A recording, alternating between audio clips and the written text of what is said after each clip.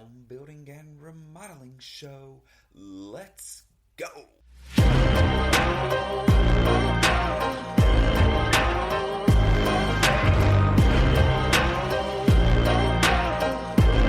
Welcome everybody to the home building and remodeling show. My name is Chris Kirby and I'll be your host. I am the owner of 3 construction companies on the Alabama Gulf Coast. The show is about residential construction. We're going to cover topics of home building and remodeling. Are you thinking of doing a remodel or building a home? Are you a contractor looking to improve your knowledge base or grow your business? Have you ever done a remodel project or built a home? There were so many things you wish you knew or that you could have done differently during the process. Then this show is for you. We break down the process of building and remodeling and how to have the best results during your project. Whether you're a DIYer looking for tips, someone looking to hire a contractor to do a project, or a contractor looking to expand your knowledge base or your business. Welcome aboard. Glad to have you. Stay tuned. We kick off the show with my thoughts on home building and remodeling. I'll share best practices and talk about some of our experiences in business and out in the field. These shared thoughts and lessons learned are meant to help you on your very own journey. Let's go. Well, if that ACH takes 10 days and you're expecting it, it's not going to come through. And what are you going to do when that doesn't come through? Well, you're going to have to make do. And what usually happens is you either borrow it or you decline, say, hey, listen, the money is coming, but it ain't coming till next week. Can you hold off? I know you've already done work, but I just, right now I can't pay you, or there's a delay in the payment, right? So that's the other part of this conversation is how you structure payouts to your subcontractors. Okay. And it's very good and it's very easy for your subcontractor to come do work and want to get paid right away. They did the work, now pay them. However, the flow of money and your draws for a home build or a major remodel project may not support an immediate payout.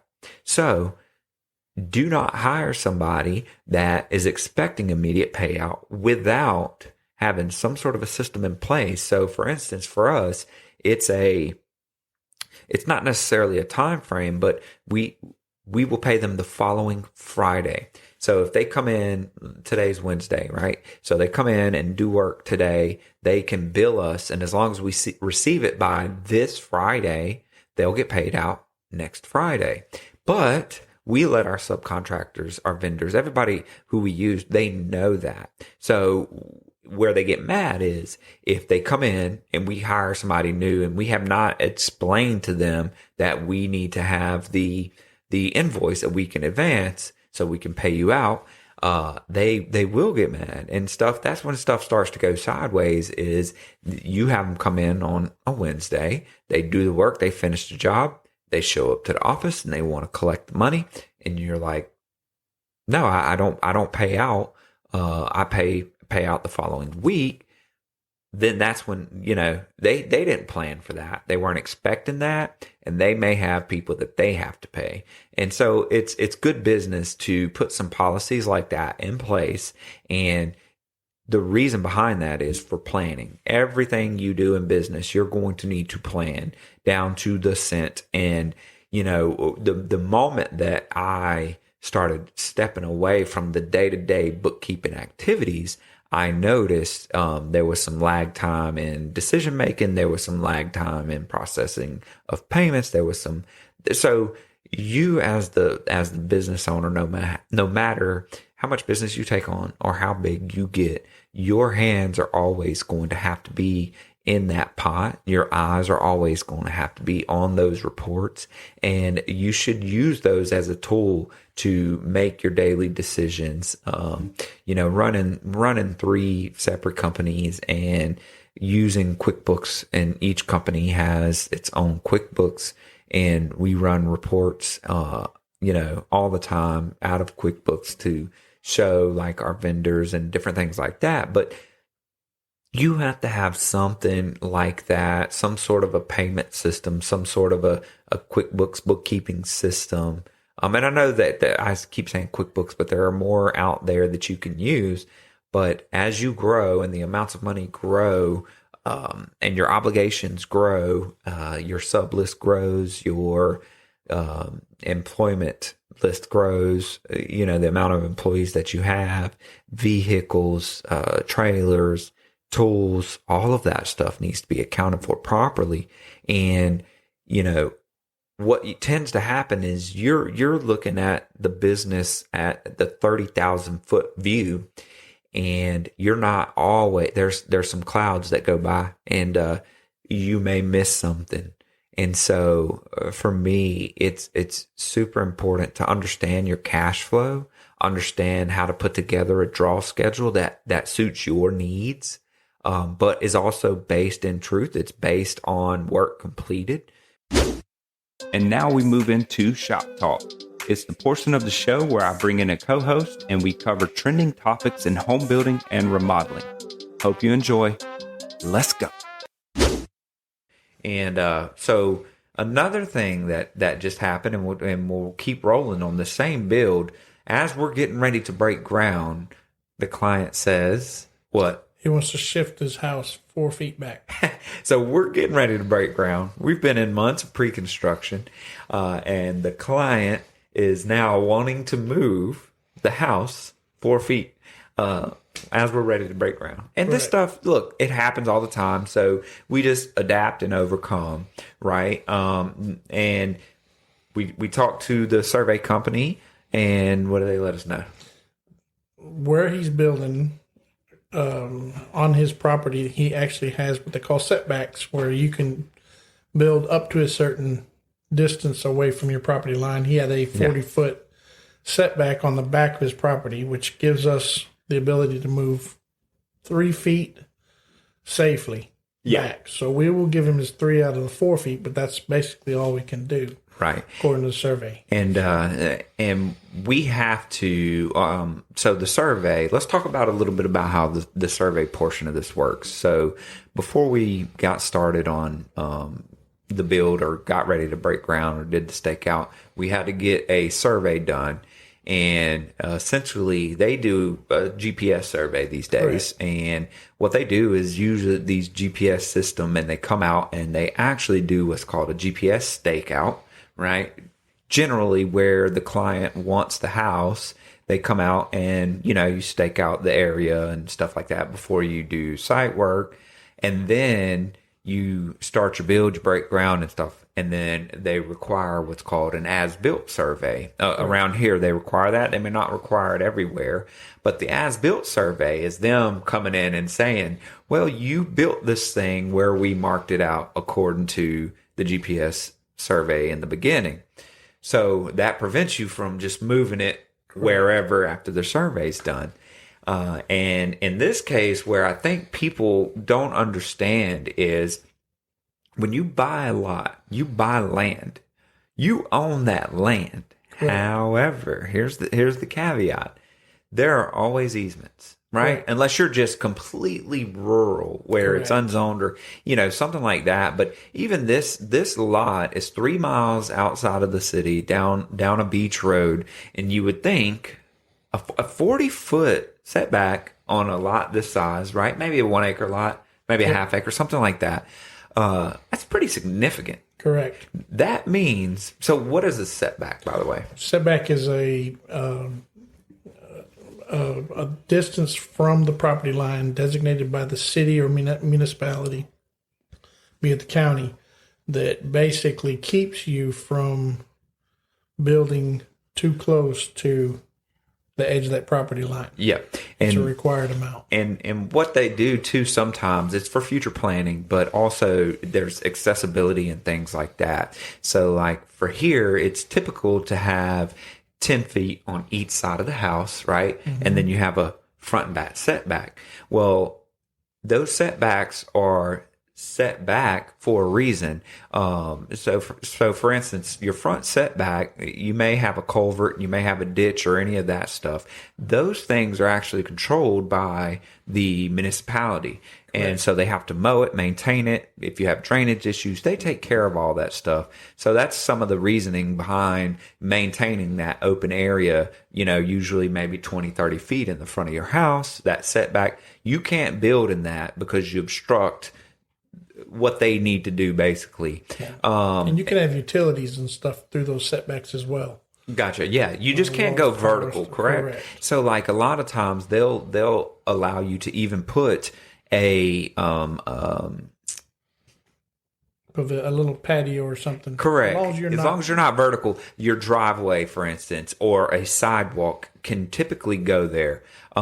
Anything that protrudes from the house cannot, though. So your awning can't be inside of that setback. Correct. You got to make sure that those types of things. Now, and then like usually your easements on the sides are accessibility things.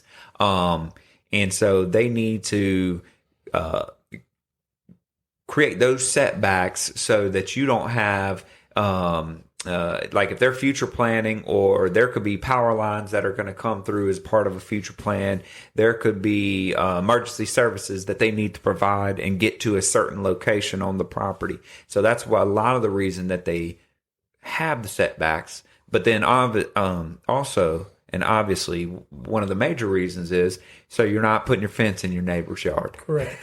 And little silly things like that. So, during this build, which we're getting ready to break ground on, we've already had to do some soil sampling, get approved soil. We had to do a GPS stakeout to get the location of the house precise. And so now we're gonna break ground this week on that. With the approved dirt that we have, and we're going to move it 3 feet because that's all we could do. So the client, instead of getting the 4, they're getting the 3.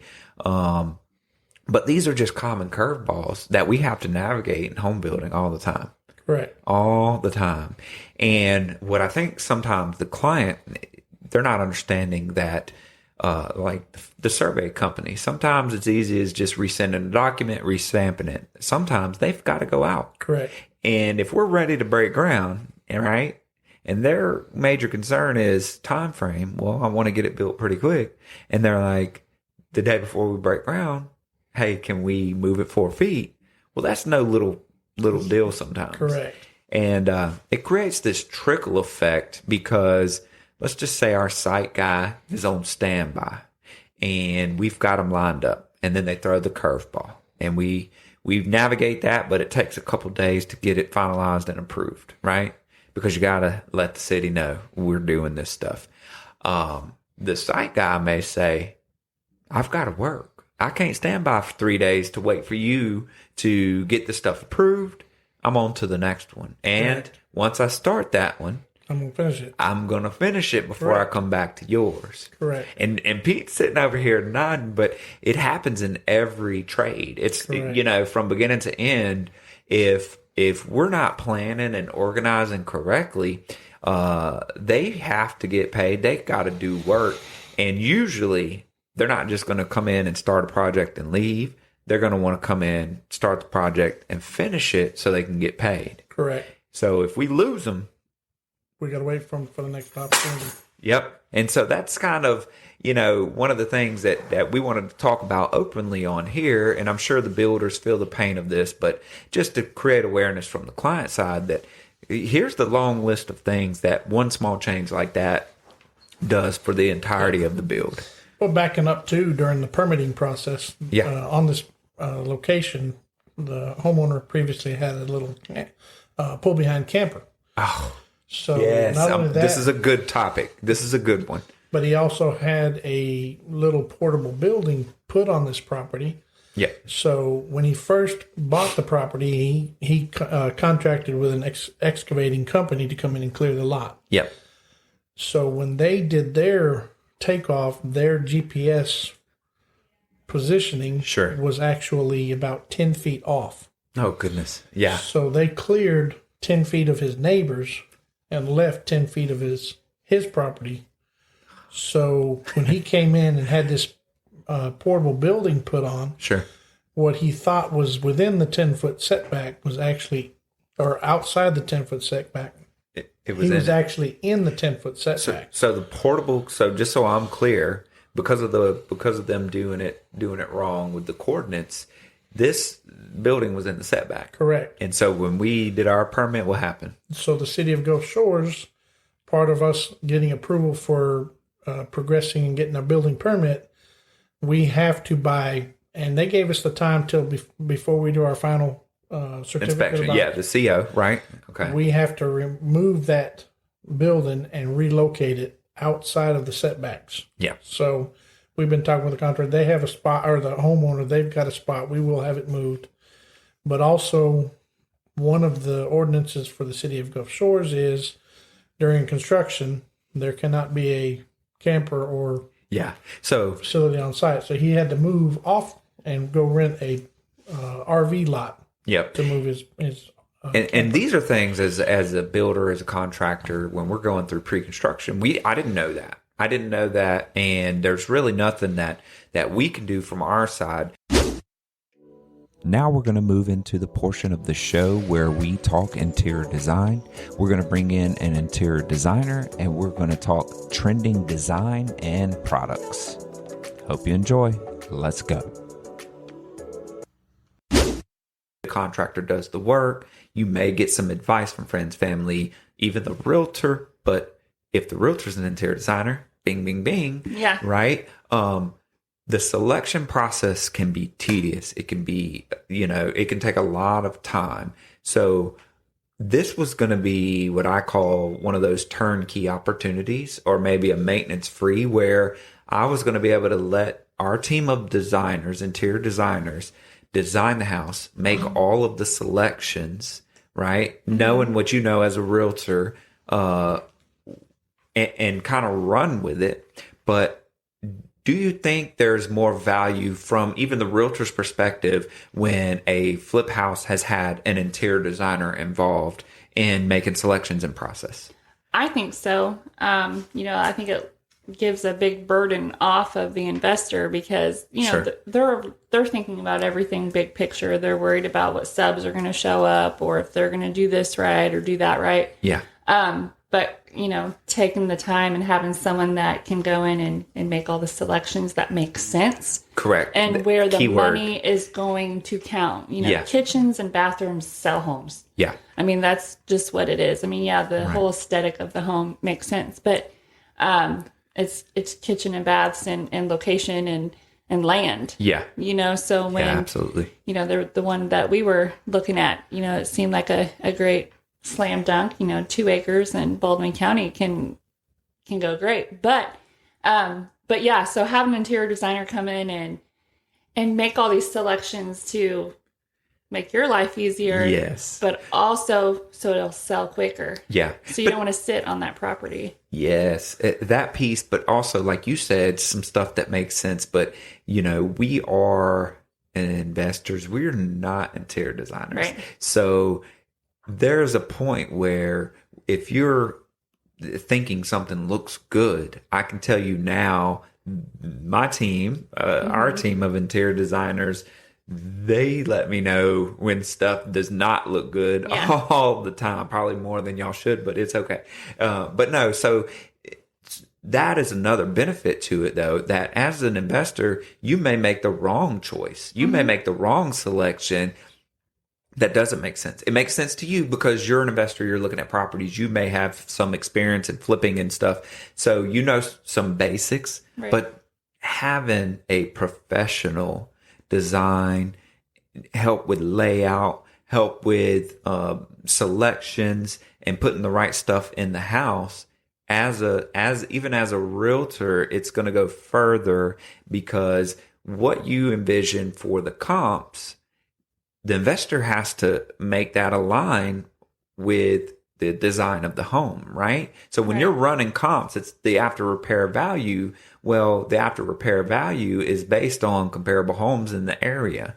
Well, as an investor, we don't know all of those details. Right. So you can say, look, here's what other homes have. And as the interior designer, you can say, this is what we need to put in. And not only because it makes sense for the comps, but it looks good compared to what, and have you ever run into that? Like, have you run into where you have worked with a flipper or an investor and they're not making the right choices? Like, you're like, that's an iffy, color on the wall or anything like that. Have you seen that? Yeah. I mean, I've seen them, and I've walked into properties, showing other, clients myself, and, they put a shiny picture on the description and, Yeah. and then you walk in the door and it's, placement of walls and bright colors and just, you want to be trendy, but not too trendy. But, you walk into some and you're like, oh, that's the deal breaker. So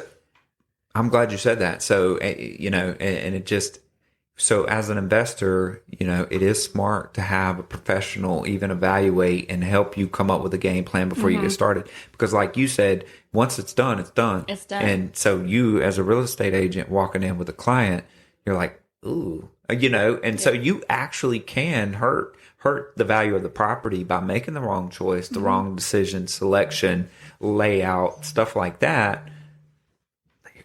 But whereas if you have somebody like yourself, an interior designer, a good contractor, a good realtor, those things can help you sell, make the right decisions, and get the work done properly as well. Yeah.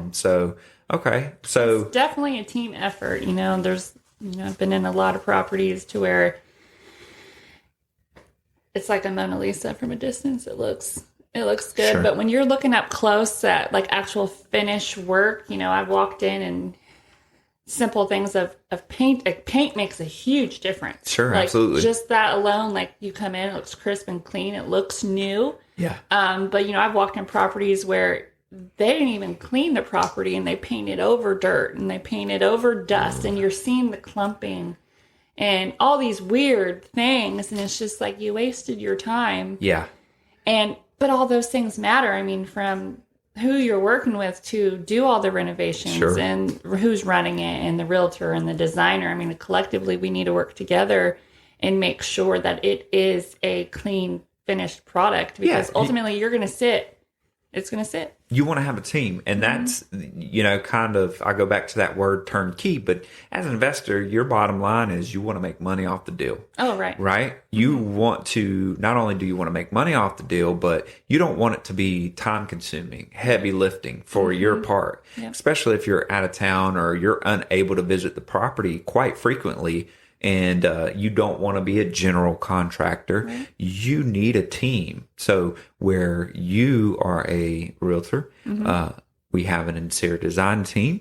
We have a construction team, right? We have engineers, and we have just people that can make the entire deal possible, and putting all of the pieces together in the beginning, putting everybody in the room at the same time up front to talk through that, right? Because it's important the vision needs to be there, but like the realtors is the start of that vision because what the comps look like. Right. And so you can say, here is what needs to be done. And then the designer says, okay, now I know what needs to be done. Let's talk about the vision from the interior design perspective. Let's start making drawings, yada, yada.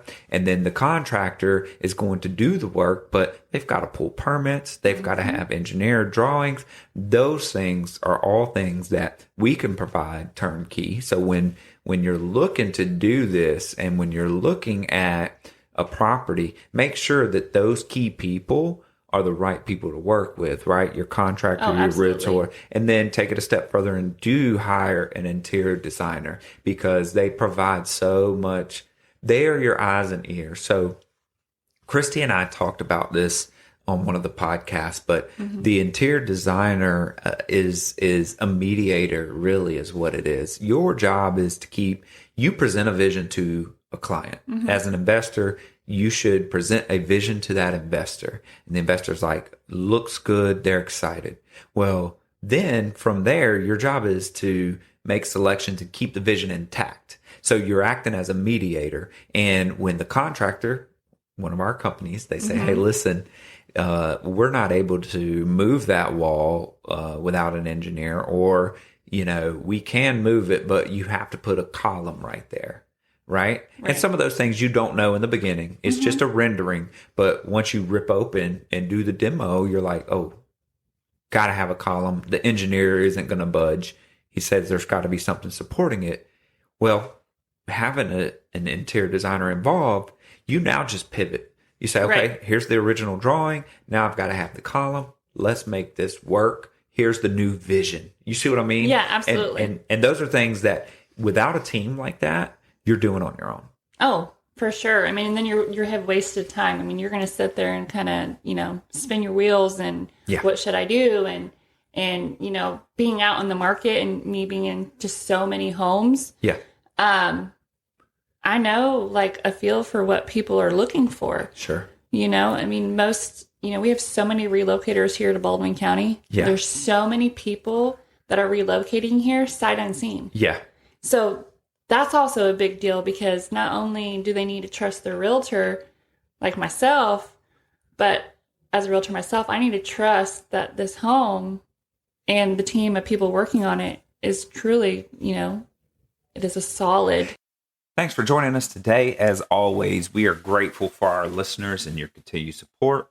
Please subscribe to our YouTube channel. Follow us on social media via Facebook, Instagram, and TikTok. Get more info at our website, www.thehomebuildingshow.com. And as always, remember who we are, the Home Building and Remodeling Show.